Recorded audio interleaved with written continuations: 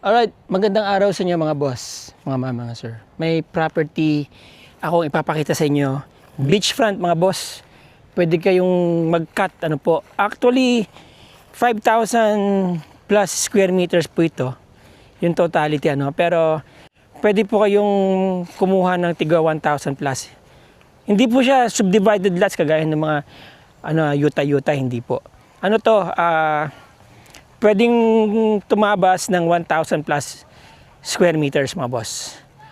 Ano po ito? Clean title. Ito po yung daan papasok sa loob. By the way, we are in San Felipe. Sa kabilang dulo, malapit na po ito sa Kabanggan. Kabanggan na po dyan sa kanan. Ano po. Maganda po yung beachfront dito mga boss kasi hindi po ito tinamaan ng dredging. Okay. So mula dito, part po ito ng property. Pwede nyo bilihin yung buo mga boss, mga mama, mga sir. Pwede nyo rin bilihin yung portion. Yan po, nakalagay dyan sa schematic plan. Okay? Alright. Yun. Alright, so there you go mga boss.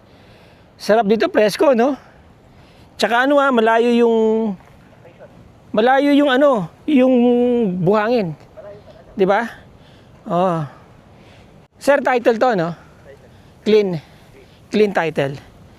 Okay. So kapag tumaba sila ng magkano? 1,179. Ang total area 5,890. Pwede rin nilang bilhin ng buo.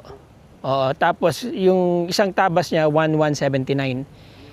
So kung 10,000 per square meter, sabi gaya ng sinabi mo, nasa 11,700,000 plus. 11.7. 11.7. Okay. Yan mga boss, 11.7 ano. Ang isang tabas lumalabas na gaano kalaki frontage. Yun yung hindi natin wala pa tayo. Okay. Anyway, titignan ko na lang dyan boss sa schematic diagram niya or schematic plan niya. Pero ito po yung property mga boss, no? Yan. So pwede kayong tumabas ng 4 dito, no? Pag 5 na sa likod. Oh, malaki din mga boss. Tignan natin. Alright, so yan, ang beachfront mga boss. Maganda. Okay.